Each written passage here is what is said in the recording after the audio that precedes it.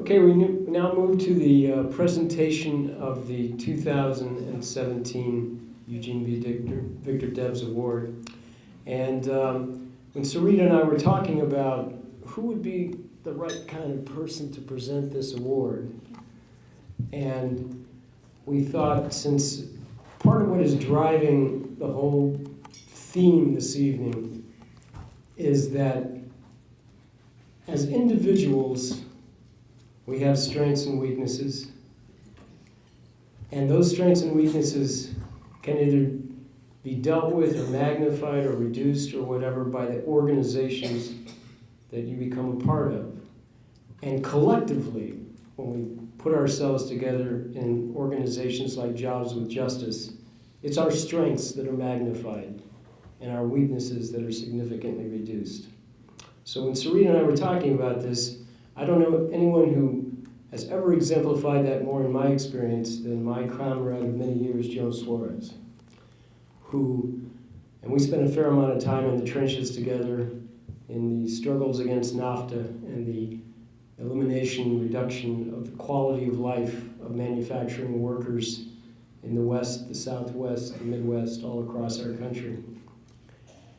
And what I learned from Joan, working with her in leading these various campaigns,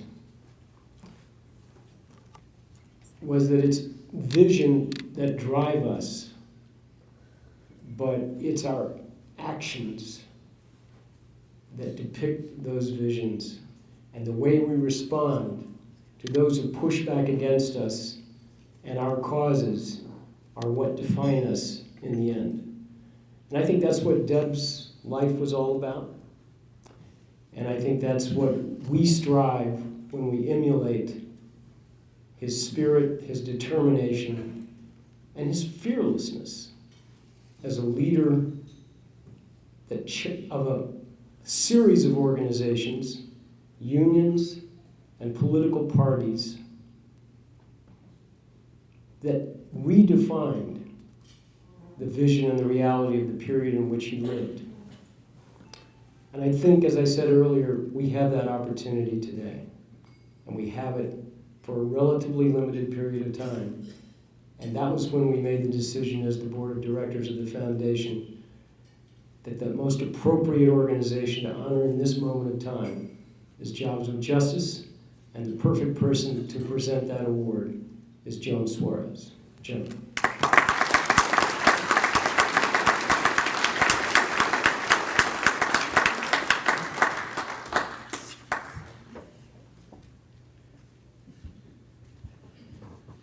Noel is quite right. We've been a long time in the trenches. It's getting longer and longer, as a matter of fact, as the days go by. I must say that I was really pleased and honored when Noel called and asked if I would make the presentation tonight to Jobs with Justice, because it's kind of a full circle for me. I spent 40 years organizing for the Amalgamated Clothing Workers, and then the Clothing and Textile Workers, and then finally Unite, as we went through our various mergers. And during that period of time, I barely knew that anything was happening outside of the trenches that I was working in. We were doing really laser-focused organizing. I can recall that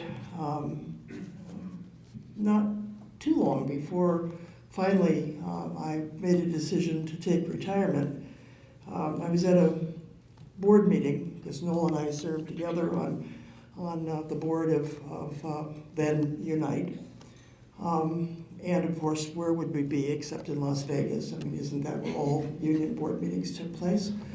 And so we're there, and I turned to Noel and said, I've got to go. And he said, go where? And I said, I've got to go to Little Rock and sit in at the National Labor Relations Board. And he said, okay. And I said, I'll be back, but I've got to go get this done. Well, you see, we had an organizing campaign at a plant in Arkansas, and these folks had been trying for 16 years to organize a union. first with the International Lady Garment Workers Union, and then a second time with the International Lady Garment Workers Union, and finally a third time with our union, now a merged union of the lady garment workers and the apparel workers and the textile workers and the shoe workers. And they had not succeeded in obtaining a first contract in all of that time. Because you see, employers around 1972, as many of you know, had finally figured out that there were no teeth in the National Labor Relations Act, and so they could ignore what the act said with impunity. It would save them a good deal of money in the long run, they thought, and preserve their independence as employers who called all of the shots. And the employer in Arkansas was one of those breed who came to the table and bargained in bad faith. And so we had tried at one point to close down an interstate bridge between Arkansas and Tennessee, because the employer, while he worked folks in Arkansas for barely minimum wage, lived in Germantown in a magnificent house and sent his kids to private school and had a life of luxury, the kind of boss that Charlie and George were singing about just a little while ago.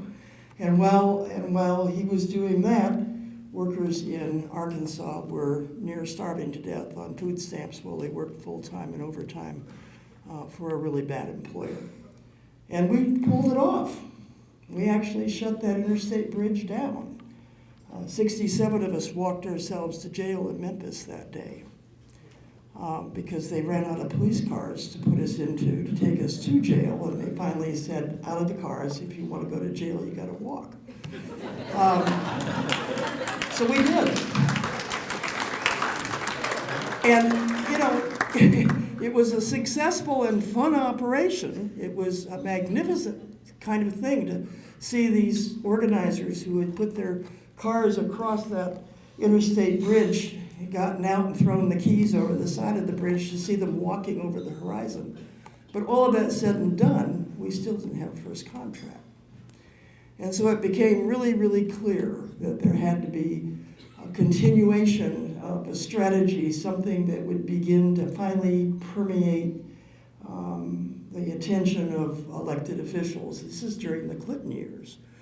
To make them understand that the law needed to be revised, that the law didn't have any teeth, that workers were not being able to deliver of the fruits of what was presumably negotiated and legislated so many years before. And so we decided we would begin to close National Labor Relations Board down. They weren't doing anything for us anyway, so why not just sit in and, you know, do a little civil disobedience? And so I was off to Arkansas to do that. Police wouldn't come that day to arrest us. It was really, really upsetting. We finally had to start really banging on the furniture and making a lot of noise in order to get their attention. Part of it was that the police in Little Rock belonged to a union, and they were in the middle of negotiations, and the president of the AFL-CIO was there supporting our cause with the sit-down, but he was also helping them to negotiate a contract, and they didn't want to arrest him. Well, okay. We finally made enough noise that we finally got ourselves arrested. They marched us down to the police station. They gave us a citation, walked us out the back door. And I got on the plane and went back to the board meeting in Las Vegas. We finished out the week there and came back home. My organizing director said, I didn't really get a chance to talk to you about this, but we made a decision that one sit-in wasn't enough. And we've got these other 8 sit-ins lined up now across all of the Midwest. Ohio, Kentucky. I don't remember exactly which other states, but there are jobs with justice folks here who I'm sure remember and or participated in those sit-ins back in the 90s. And out of that came a really novel notion. Jobs with Justice decided that there needed to be a permanent replacement for National Labor Relations Boards. Now, we weren't going to be able to do away with them, and we certainly weren't going to have the benefit of federal government tax dollars to run our operation. But on the other hand, we probably would have better results just simply through the kind of community organizing that was going to go on as we began to create worker rights boards. And soon enough, Jobs with Justice had a project going, establishing worker rights boards that now exist in how many cities, Sarita? 20, 25, 30? Okay. We now have our own National Labor Relations Board, worker rights boards in all of those cities across the nation. And they work, okay? They work to provide the kind of solidarity that is necessary for the support of unions who are facing crises, just as Job with Justice has all of these years worked to build solidarity as we go. Well, I tell you the story, and it takes a little while to have told it because it was my first introduction to Jobs with Justice. It was out of that a few years later when I retired, I found the St. Louis chapter of Jobs with Justice. You see, you can't, at least in my estimation, and I think probably the same is true of all of you here in this hall, because you wouldn't be here otherwise. You can't do economic and social justice for 40 years like I did and then sit down.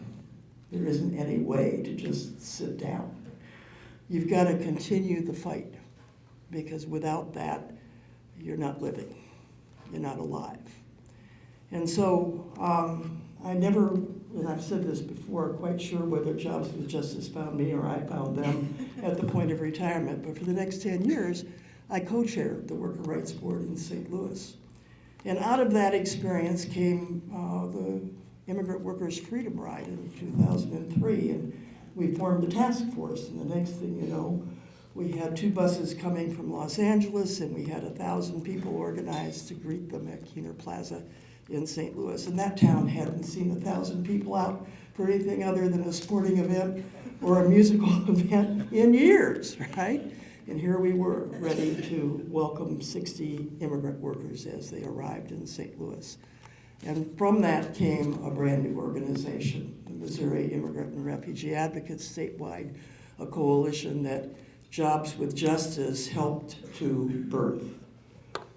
It was out of that organizing for the Freedom Ride that we had finally a statewide organization for immigrant rights that could then take the legislature on and at least defend, because in Missouri these days that's about all you're doing is defending. The same thing was true a few years later with another Jobs with Justice project, and that was our Bread and Roses project, put together to be able to kind of cross what we call the Del Mar divide. We were finding that we were having lots of problems in our racist city in terms of bringing the city together around economic justice issues, and we had to find another way to deliver the message. And so a Bread and Roses program that took art to workers and workers to art and did it around economic justice issues, on immigration, on civil rights, on health care, on the issues that we were working on to establish policy.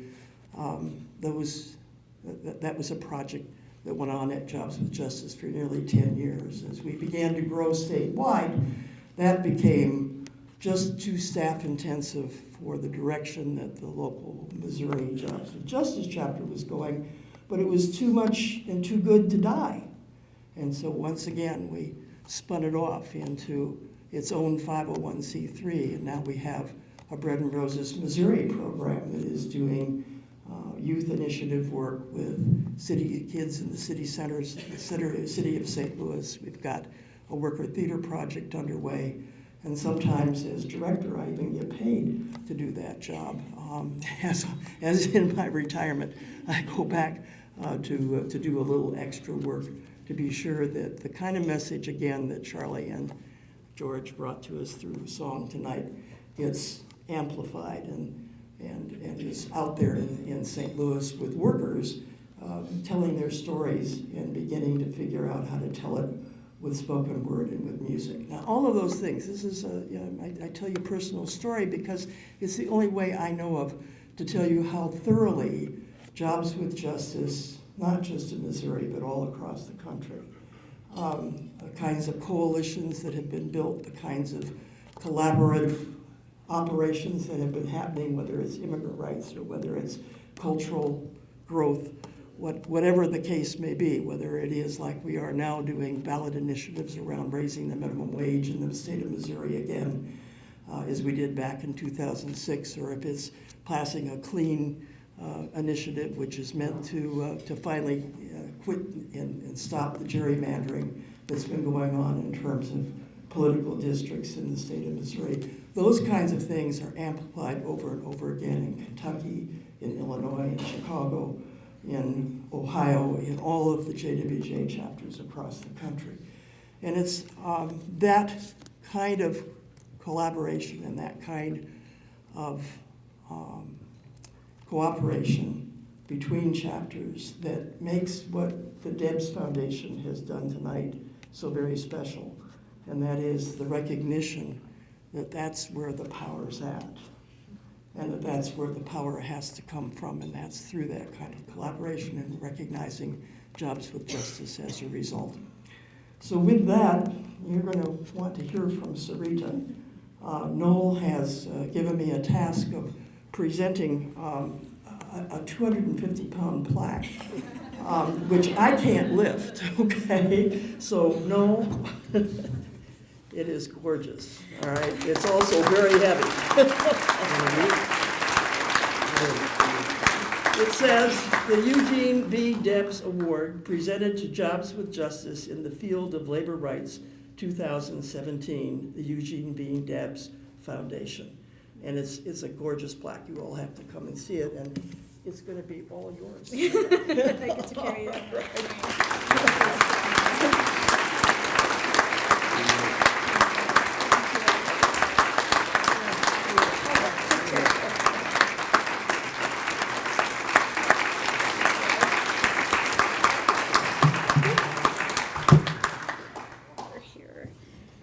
Wow, well, thank you so much for that, Joan, for that incredible presentation, for sharing your own personal story and journey with Jobs with Justice, and frankly, for all of your mentorship and leadership over the years. Within the Jobs with Justice Network, Joan has shaped so many of us and shaped the fiber of our network, and we're so grateful. And on behalf of the Jobs with Justice Network, I really want to thank Noel Beasley and the Debs Foundation for this wonderful recognition. I have the immense privilege of representing the incredible work of local coalitions, Jobs with Justice coalitions across the country, and I'm so fortunate today to be joined by a group of leaders of Jobs with Justice across the Midwest. I'm going to ask you all to stand up. Don't be shy.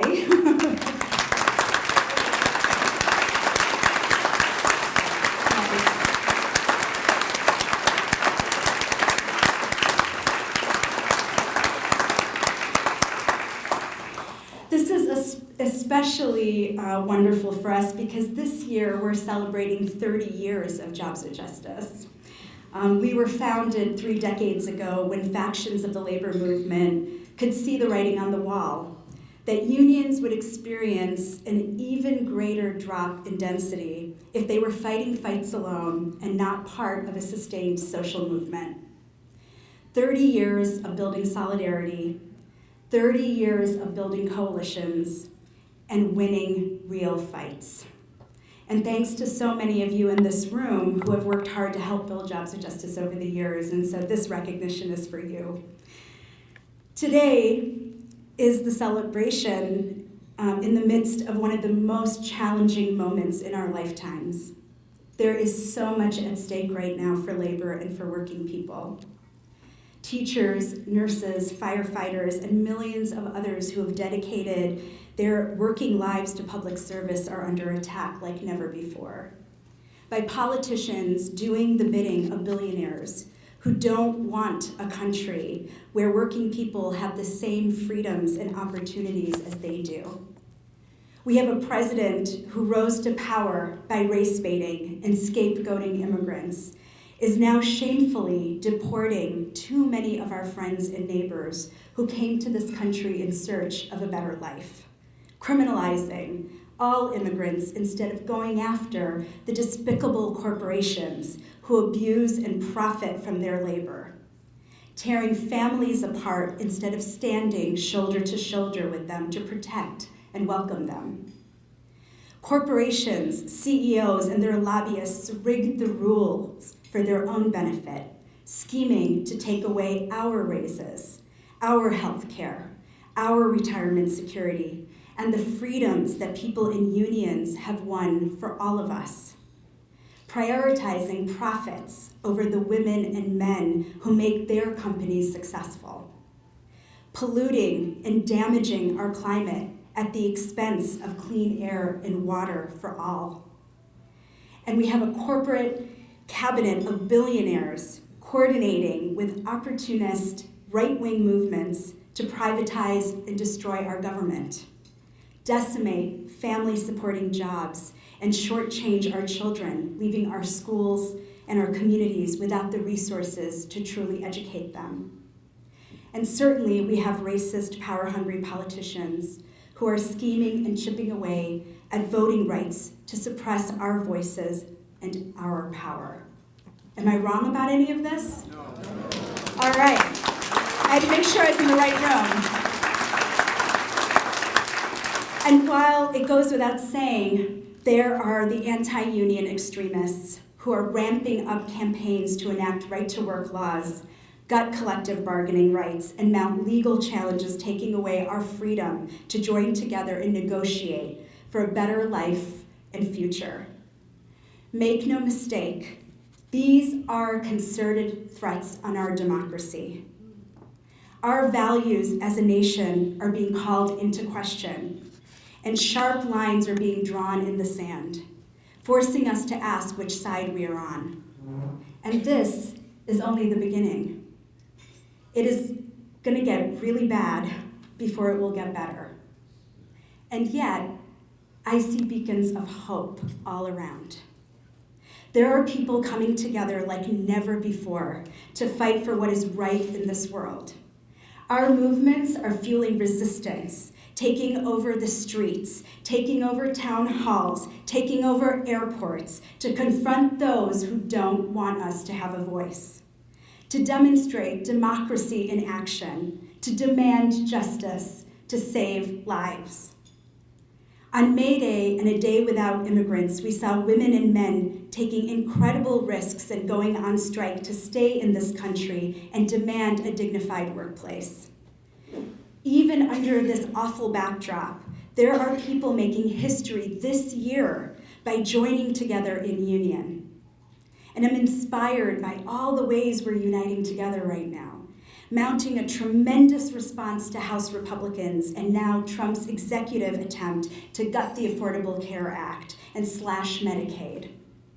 Mobilizing a moral and legal army to block the administration's attempts to ban Muslims and refugees from entering our country. And certainly our triumphant work leading a broad table to derail the president's repulsive nominee for Labor Secretary, Andrew Pezder, right? That was a victory.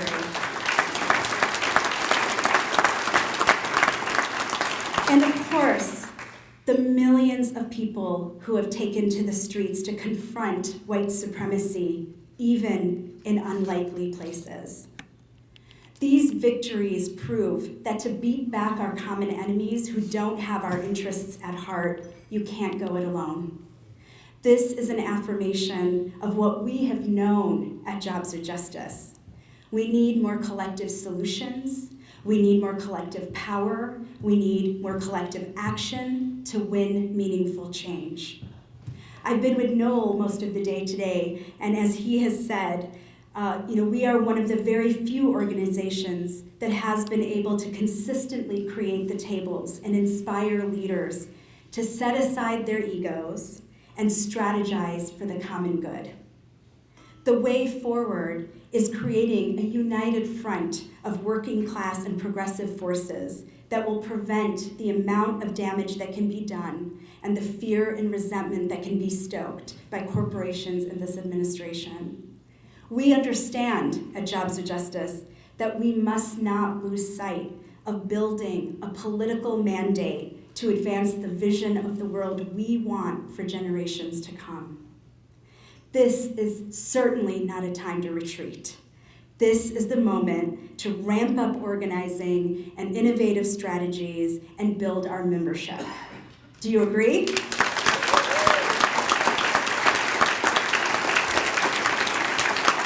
But let me be clear that piecemeal and incremental change won't cut it.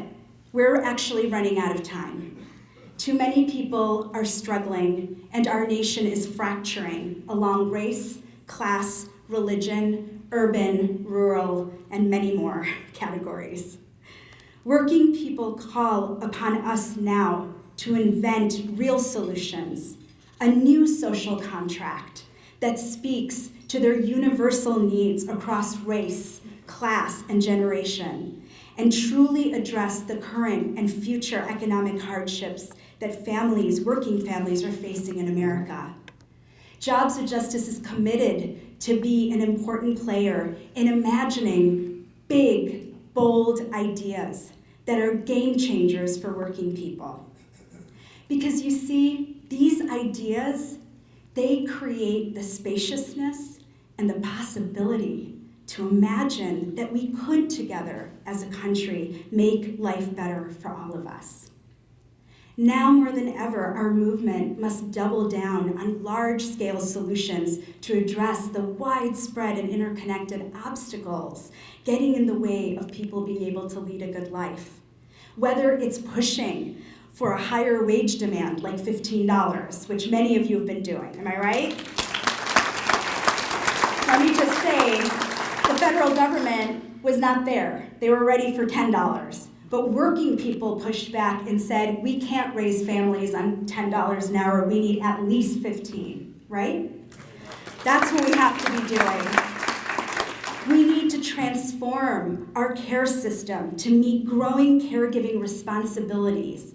Today, we're living in a country where child care needs are growing and elder care needs are growing, but we don't have a care system that really addresses that and acknowledges that more and more working people have growing caregiving responsibilities. So guess what? We need to transform the way we care in this country, right? And it goes without saying, being on a campus, that we need to be fighting for free college for all and eliminate student debt. But you see, I share these examples because it's important for us in this moment. We have to be transformative. We have to be bold. We have to go big. And we have to tap into the hopes and aspirations of the millions of people in this country who are not in unions and have never been in unions but are struggling and want change in their lives. Our North Star at Jobs of Justice is to expand the ability for men and women to negotiate collectively. I didn't say defend, I didn't say protect. Those are, of course, important things to do. But our charge is to expand. And this is critical given the millions and millions of people who don't have access to a union. By setting up new pathways for women and men to regain their voice and call more of the shots, to prevail and thrive, we can begin to compete on a level playing field, right? We know this as trade unionists. That's what we need. So we craft strategies, we draft policies, we develop narratives, we create and catalyze experiments, we organize for a bottom line goal of expanding the scope of bargaining. Whether for people who've never had a union or for the people that labor law ignored and who corporations want us to keep ignoring in modern day workplaces that no one conceptualized 80 years ago. In a world where jobs long considered safe career paths are contracted or subcontracted out, we must bargain differently. If we're going to make real progress, we need to redefine who bargains and what we bargain over. The definition of collective bargaining in our minds and in our hearts must be expanded to meet the context of the modern day worker and the economy she functions in, way beyond the conscripted narrow reaches of a bargaining unit and a bargaining agreement, regardless of what the law says. Our vision is to create more channels and agency for working people to build up organizations that represent them, who will help them file complaints when their bosses break the law, join with them to advocate for future reforms in their workplaces and in their communities, and essentially give them a stake in their future and a more formal say with their employers and the government. This is the work and vision required to build the labor movement. Are you with me?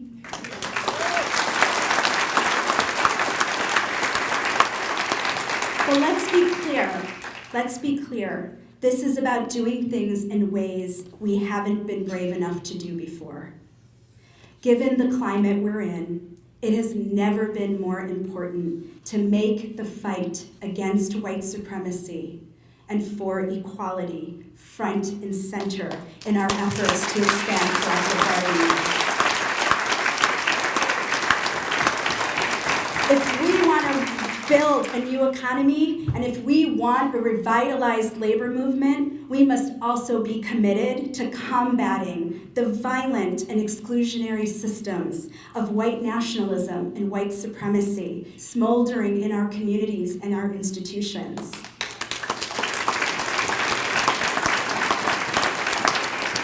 We know despicable corporations and politicians use race as a weapon to pit us against one another, silence our voices, and make us work more for less while they laugh all the way to the bank. So our labor movement cannot simply uphold the values of racial justice and gender justice and immigrant justice.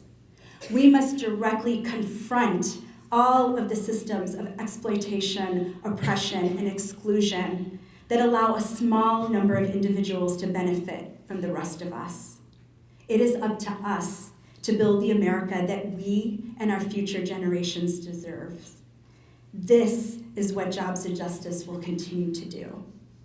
To be a center of gravity of unions, or for unions of working people, community organizations, worker centers, faith leaders, student and individual activists who are committed to building the political and social movement we need to improve the lives, the communities, and the workplaces of all people. Uniting workers across industries and communities, much like Eugene Debs believed was necessary when he helped found the IWW. We know that a strong, growing, and vibrant labor movement depends on our ability to lead with our values, not fear. To make hard strategic calls, but to not allow ourselves to get drawn into the false choices between offense and defense. We need both. We need to accept a lens of abundancy and not scarcity, by taking stock of all the assets and strengths that we can build upon. And by all means, we need to refuse the wealthy and powerful to advance their agenda one step further. So I want to close by sharing a quote that inspires me. And frankly, in this moment, I don't know about you, I live in DC, so this idea of looking at my Twitter feed is frightening every morning. Sometimes comical, but mostly frightening. But in this moment, we're in a moment of great anxiety, right? People are feeling anxious. Communities are feeling anxious. And we as leaders are feeling anxious. And so I had the great privilege, I and a number of other social movement leaders, to meet with the late Dr. Vincent Harding. He was a longtime civil rights leader, and he was a close advisor to Dr. King. When asked how we not become paralyzed by the profound challenges facing us as movements for equity, democracy, and justice, his response was to share a West African proverb with us. I am a citizen of a world not yet born. Think about that. I am a citizen of a world not yet born. Think about your and our collective vision of the world that we want. We have a blank canvas before us and an amazing history of work to build upon as the labor movement. And as Noel has been saying throughout the day, we have this moment now. We're in this moment right now, and we have to take advantage of it. If we keep our eyes on the prize, let our imaginations run wild, push beyond the existing structures and limitations, I do believe we can build a 21st century worker movement that can imagine tomorrow and take risks today to get us there. Thank you again to the Debs Foundation for preserving such an important history that gives us a roadmap for the future. And thank you for honoring Jobs and Justice.